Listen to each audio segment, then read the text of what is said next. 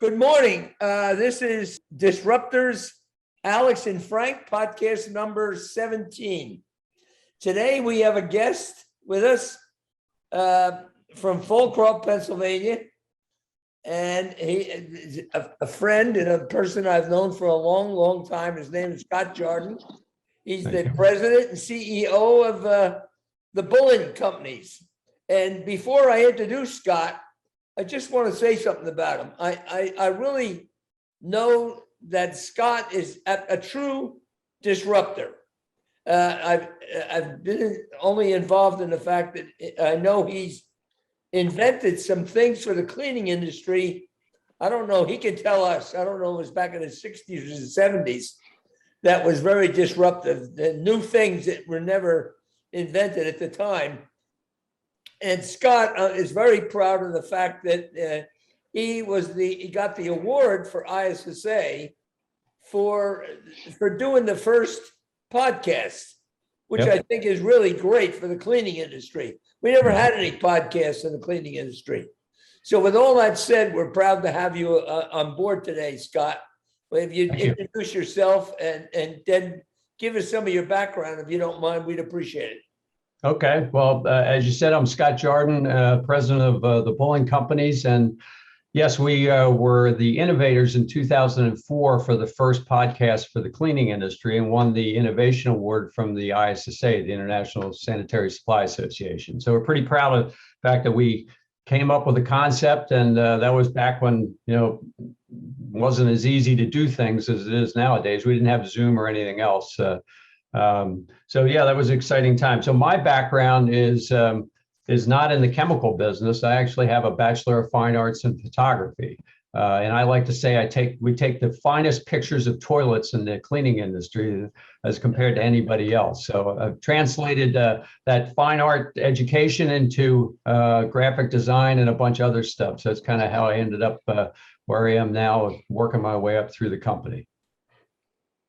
Thank you, Scott. That's great. And how long you been in the business, Scott? Well, I'm currently 67 years old, and I started when I was 15. So I started printing bottles up in the plant. So back when we used to silk screen the bottles, one bottle at a time, putting them in. And I remember my dad telling me that some of the employees that I worked with were going to throw me down the stairs because I was printing too many bottles, too fast. And he said, "You're going too fast, making other guys look bad." But I always took it as a challenge to figure out how I could do something more efficiently, because it's a pretty monotonous job printing bottles. But every day I would think, okay, if I do this, I get the bottles prepped properly, I'll be able to print more, and just made it interesting to do it faster. And that's what my fellow employees didn't necessarily like. Yeah. Scott, wait, just 1 second, Alex. I just want to mention one more thing, and then I'm sorry I interrupted you. I just wanted to mention that I'm asking you a question, Scott. You were the president of the ISSA organization. Is that correct? Yep. My dad was president, and I was as well. It was 2000 and between 8 and 9. You served for a couple of years. I actually served in every position available on the board, so I took advantage of those opportunities. I was district director, then I was treasurer, I was also secretary, as well as president. So I was there for, I think, 11 years total. I was worked in the association without pay. Yeah, but that's one heck of the reason I brought it up, Alex, is that's one heck of a contribution to the cleaning industry, and that's why I brought it up. I wanted to be sure that Scott mentioned that. So go ahead, Alex. You had a question. Yeah, on the ISSA note, this has probably been extremely challenging 2 years for ISSA. As far as shows being canceled. Yeah. I know I used to go to the Amsterdam show. I know they're probably going to have it this year. Hopefully, I don't know if they're going to have it this year, but I'm speaking to a lot of my suppliers and resources in Europe, and most of the Europeans are not coming to the ISSA show, or not planning on coming to the ISSA show in Las Vegas. At least that's what they're telling me. The ones I spoke to. Again, I don't speak to all of them, but it must be an interesting time. How does a company like ISSA, or even yourself, how do you see the marketplace evolving with COVID in the past 2 years? How do you see things changing, or the way we do business changing? Yeah, that's a great question. And yeah, the Interclean show in Amsterdam is slated for May of next year.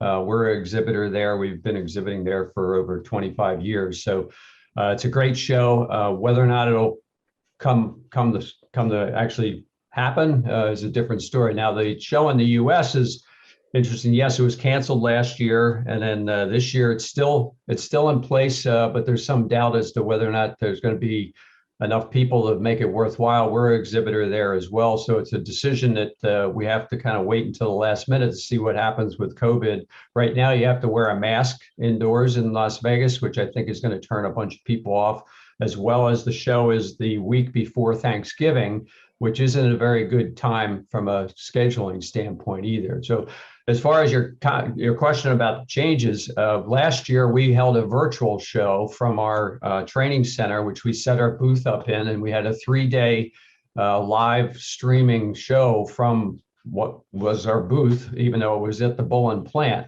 Now, I think my personal opinion is I don't think the show is ever going to return to what it was before, because people have kind of realized that there's other ways to communicate. It's very costly to send people around the world. Definitely people from Europe are not going to be coming to the US, mainly because of the requirements for COVID testing ahead of time. People are just going to say it's not worth it. So yeah, the whole trade show market in general is really kind of not exactly sure how to figure out what the next step is. So I like meeting people in person and being able to talk to our existing customers as well as new customers, but you can, unfortunately, or fortunately, you can do some of that via Zoom pretty effectively. So it's a real changing environment. We'll see what happens if the show doesn't come off. If they end up canceling it this year, I think it's going to be very difficult for them to restage it next year. So I agree. I agree with you, Scott. I mean, it's really interesting because I've been going to shows going on 25, 30 years since I'm in the business. And, I've done shows, I've visited shows. I find it as a great resource for information. But I did find that, over the past 5, 6 years, maybe more, there was a steady decline, at least with ISSA, of visitation of these shows. I know they eliminated Orlando. I used to love New Orleans, which is getting hit by a hurricane today. Unfortunately, hopefully our prayers go out to them. But, it's just, it was an interesting thing. I think technology had a reason behind a lot of the lack of visitation or lack of booths that were starting to shrink in size. I think it also has to do with our industry. I think our industry, ISSA, represents the janitorial industry, sanitary supply industry. And I think our industry is shrinking. Our market is shrinking. So there's less people available to have booths at the shows. And this is, I think, was taking place before COVID hit. And now, especially during COVID, a lot of companies suffered that was supplying the education industry and the restaurant industry even more so. They were either being bought out by the big suppliers or being taken over or even going out of business. So I think that also has a major play in the way these shows work, because if there's not that many distributors, that many manufacturers, then there's no point in having a show. So, but at the same time, COVID has transformed our industry. I think, there are supply issues going on early on during COVID. There's supply issues going on now. How do you see that playing a role in the way our industry is moving forward? Well, we went through a pretty amazing year between 2019 and 2020. It's the first time we've really had to put in allocations for our distributors to buy our products because of the supply chain issues.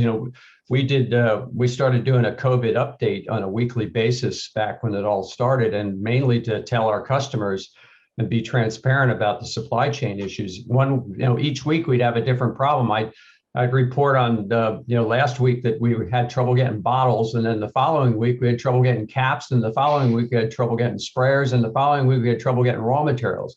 So now things seem to have calmed down quite a bit, but yeah, the idea of us allocating product to our distributors because they wanted to buy as much as we could supply, but we couldn't do it. That was a big change for us. So yeah, it's changed. The whole thing's changed. It's very interesting that while certain suppliers said they couldn't get things, now all of a sudden they have a supply of them, but at a higher price. So it kind of makes you wonder whether or not people are taking advantage of the situation. Yeah, because that's the next thing. I noticed prices are going up Yeah. all over the place. Everybody's raising their prices now. Yeah. Yep. Yeah. But the market self-corrects, Frank. I mean, I think what ends up happening, Scott, I think we've seen this over the years where, all of a sudden prices go up, and when the prices do go up, and Scott, when you mentioned people taking advantage, it comes to bite them in the rear, because eventually, if the prices go up, people start coming out of the woodwork to get those supplies to the market because it's so attractive. And then it's like, musical chairs. The last man standing is left with a ton of inventory that he's dumping. Yeah. And the prices start to collapse. And that also hurts the industry in many ways when prices go down too low, Yeah. Look at the cost of wood. I mean, Exactly. 8 months ago, wood was ridiculously priced, so people weren't doing building construction jobs. And now it hasn't even hit the bottom yet, and it's below what it was before all that started. So you're right. The same thing happens in the chemical end of the business, and a lot of it, we tried to be very transparent, as I said, about telling our customers what the real story is, because I'm a firm believer in karma, and I think it's important that you treat everybody equally, and that's what we try to do with the allocation. So some of these suppliers that are taking advantage of the situation and raising prices when they maybe aren't justified, it'll come around eventually. Now, have you found, Scott, supply? See, I've experienced this on my end of the business. There's a shortage of trucking going on. Oh yeah. There's a real major. They can't get truck drivers, Yeah. and people are paying ridiculous amounts for freight. That's another part of our industry. I had a meeting with one of my customers the other day, and he was telling me, I don't want you charging me freight. I said, I don't want to charge freight either. I'm just trying to get the product to you. At this point in time, especially when customers order 1 or 2 or 3 cases of product, instead of ordering truckloads or even a pallet, it's extremely difficult to get even FedEx, UPS to get the product to customers on time, unless you pay a ridiculous fee.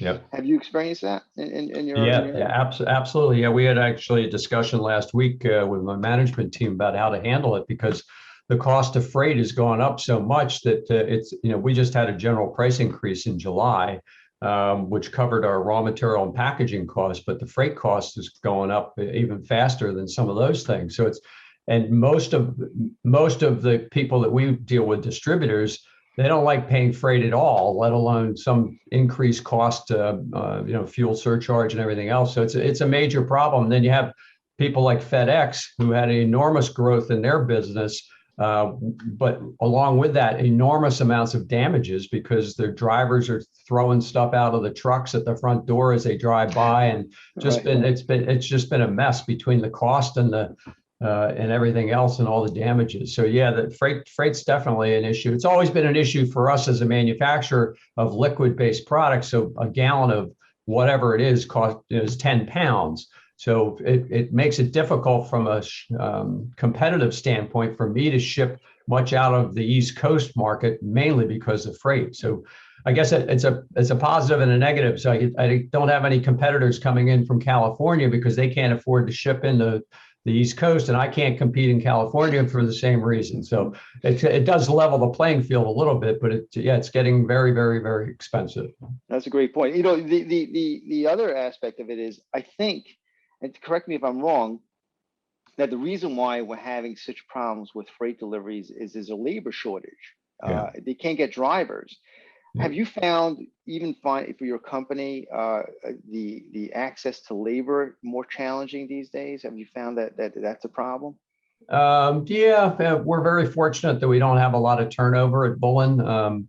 Most of our employees have been with us for 15 plus years, but on the entry level, like for on the filling lines and stuff like that, we use temp services in a lot of cases when we're trying out new employees, mainly because you can bring a temp in. if the person works out, then you can hire them as a full-time employee with some charges back to the temp agency. So it makes it much easier than just trying to find an employee through Indeed or one of those services. So we've utilized temp services a lot for that. So it's made it a little bit more manageable, but even they're having trouble finding people. And now with the vaccine situation, we just put in place a mandatory vaccination policy 2 weeks ago.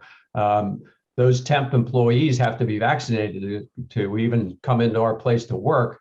So in our area, a lot of companies are doing the same thing. So that's going to make it even harder because it's going to shrink your potential base of potential employees between the people that are vaccinated and the people that aren't vaccinated. Yeah, I think this is going to get a lot worse, Frank and Scott.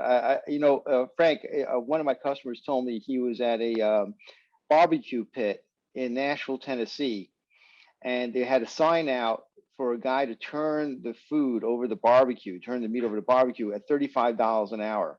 Whoa. So, wow. So I mean, Must be we're good talking barbecue.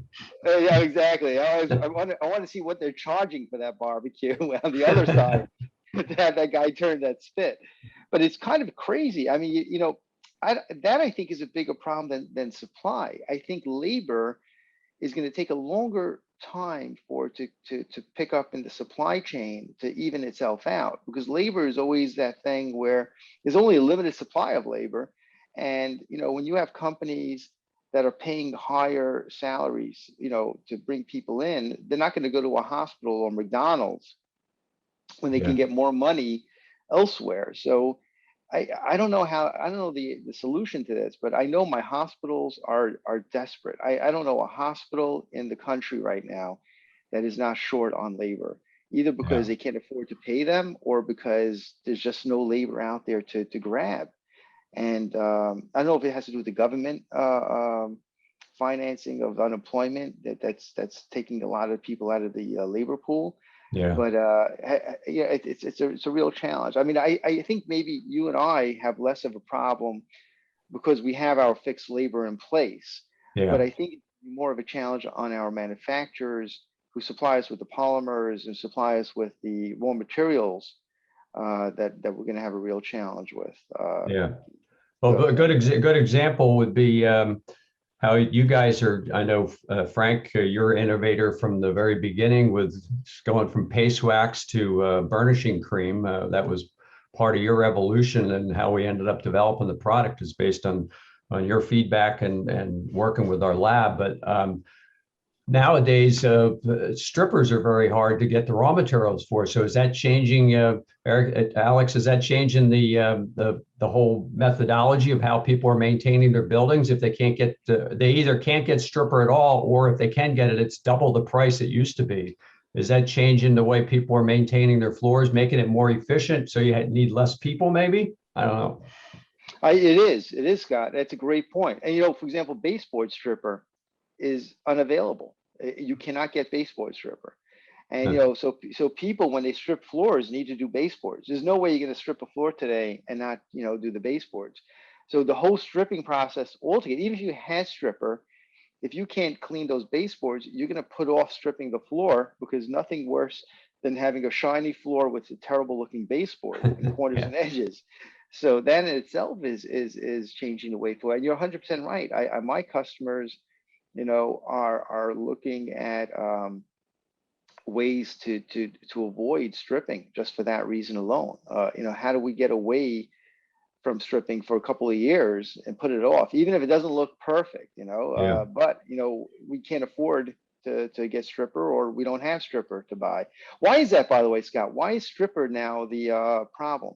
Well, the butyl salicylic is one of the key ingredients, and there's a couple other solvents that are used primarily in strippers, and they're a high percentage of the product itself. So there's a real shortage. They still attribute it to the freeze in Texas, which I think wasn't that like 8-9 months ago?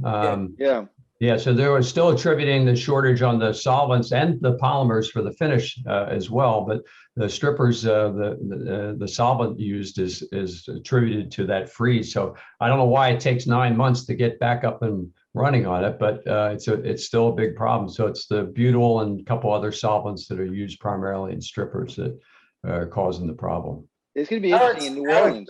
Yeah. I would like to change the subject a minute. I'd like to bring up a subject, something else. I just would like to share something.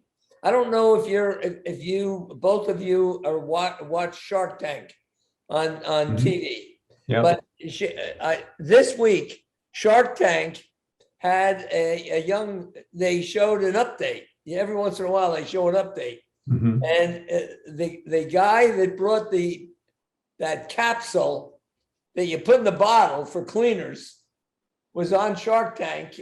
And the guy that bought into it was Mr. Wonderful. He bought into it. And when they went there, they were doing $58,000 in business. I think they said they had 5 or 6 products and they were doing 58,000. Now they're doing 8 to 10 million. Wow. With the capsule. So as soon as they showed that, I remember the capsule did not make it big time. Right. When it first came out. People said, oh, it took too long to come back into the solution. And so how long it takes, this is in a very nice, clear bottle. They're not selling it commercially, I don't think. I think they're selling it to the housewife.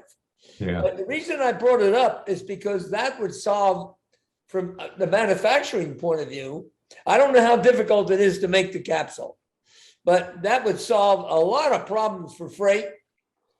That's not heavy at all, the capsule. And that's why it took off so fast for the home, because I think it was easy for distribution to get it out there. And of course, Mr. Wonderful was behind it, and he made it. He really moved it very quickly. I don't know if you ever saw him. He's sitting in a bathtub with all the capsules. That's his advertisement. The guy's outrageously good. So my question to you is, Scott, is manufacturing capsules, is that something that's worth looking at, or is that far? Well, I think that particular one, if I recall which product it is, because there's a couple of them out there that have that concept. Most of that, the difficulty in getting into that business is the tooling and dies that are required to make the little plastic thing. So it's definitely a great idea because it eliminates, you can reuse the same bottle over and over again, the same sprayer, instead of throwing them out. It's super concentrated, but from a manufacturing standpoint, for somebody like Bullen, it's very difficult because it involves a proprietary kind of system that you've got to either make yourself or find somebody that is going to sell it. And that's not a common thing. People that develop it kind of keep it to themselves. So I guess the closest thing is something you've been involved in too, is the little portion pack type stuff. That would be an alternative.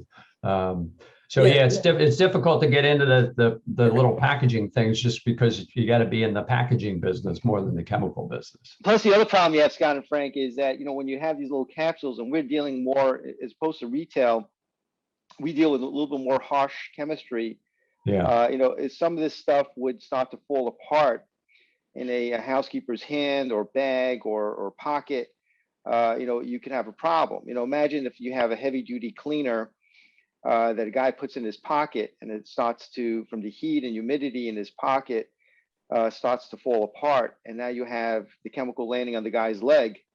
That becomes a whole separate problem. And then the other thing we have in our industry is, you give a guy a capsule, he'll start saying, well, the blue capsule and the red capsule look nice. Let's see what they do together. Yeah. And next thing you know is we have bottles with smoke coming out of the top with the capsules. Or instead of using one capsule, they use 3 capsules. Exactly. More is better, Yeah. Well, you're 20 capsules. Yeah. Your point about the concentration is a good one, because you can only, I use the analogy, if you drink iced tea, you want to put sugar in your iced tea, right? You can only put so much sugar in a glass of iced tea. At some point, the sugar starts falling out. Well, that's the same thing with chemicals and those little packages. You can only get so much chemical in there, and it has to have a certain amount of water. So you definitely can't make strippers or something like that in a capsule form. So it's good for niche products like glass cleaner, all-purpose cleaners, things like that, spray and wipe type stuff. But anything that needs any strength to it is not going to be able to be done in a capsule. Scott, Frank, that's a good point. No, that's a good point. Yeah. It's a very good. But I wanted to ask you one more thing, which is, I think I want to get. This is one of the things that's been on my head for the past couple of weeks. When I order machinery today, and I deal with a lot of my company deals with a lot of machinery, major machinery manufacturers. It is so backlogged to get machinery in, Frank. And Scott, I don't know if you guys have heard this in the industry, but there's literally a backlog of maybe six, because a lot of stuff is made in China, 6 to 8 weeks on some machinery, even longer. How do companies survive? Has a company survive if you can't, your prices can go up, you can get orders through the kazoo, but if you can't deliver, you're screwed, right? There's no way you can make a living, pay your bills, especially if you're a big manufacturer, if you have backlogs of months and months of inventory. Yeah, the supply chain, the planning out is pretty difficult. Back in 2019 and 20, we're not big fans of electrostatic sprayers for various reasons, and you can probably listen to one of our previous Jancasts that we've done on that. But we bring sprayers in from Germany, and back when everybody needed sprayers, we kind of bit the bullet and had to air freight them in, because we couldn't wait a month for a container to come in. So we had to eat the cost difference between container shipping and air freight. So it's a problem that everybody has to kind of deal with. And nowadays the container situation is all screwed up because all the containers are like in the wrong place. The whole supply chain's been so messed up that normally, you deliver a container to the United States, containers would go out of the United States in a fairly even structure, but now apparently they're all like in one place, and that's not where you want all the containers. So we ship over to Europe and into the Middle East, and we can't get containers in on a weekly basis like we used to. And then on top of that, get back to the driver problem. If it's a container that has corrosive materials on it, they need a driver to pick up our container, or bring the container to us and take it back to the ship. If that driver's not placarded or not correctly set up with his documentation for shipping, I can't even get the container from my building back to the ship. The whole supply chain is just completely messed up. I don't see it getting cleared up anytime soon. But that affects the sales, right? That affects sales of companies. I mean, you could be backlogged with orders, but if you can't ship it, you're not bringing in any cash flow. That's a frustrating part. It makes it very difficult. Gentlemen, we are out of time. I want to share with you, Scott, that you were a great guest. Thank you. Very informative.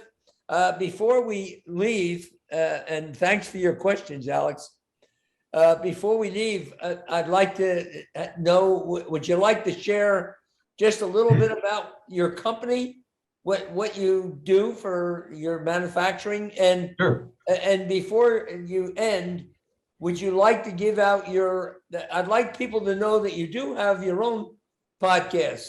Yep. And you can share that if you like, and also how people can listen to your podcast. You can explain that, and also give your email address or phone number, whatever you choose to give. Okay. So can you answer all that in closing? Yeah, how much time do I have? We got 20 minutes or so? Yeah, hurry up. Frank and I have had a lot of discussions over the years about doing podcasts and the format and everything else. I remember Frank used to say to me, "How come you don't sell anything on your podcast?" And I said, "That's not the purpose of the podcast. It's education. We're giving education out." So jancast.com, you can go there, but the easiest place is go to bullenonline.com, BULLEN online, .com. And then under the tabs, under resources, there's a tab for Jancast. So we've been doing Jancast since 2004. We're up to 106 of the video version, but we did about 150 or so just as true podcasts without, back in the day when we started, it was just audio. So you can listen to the original ones from 2004 going forward. So Bullen is our byline is craft blenders of specialty cleaning products.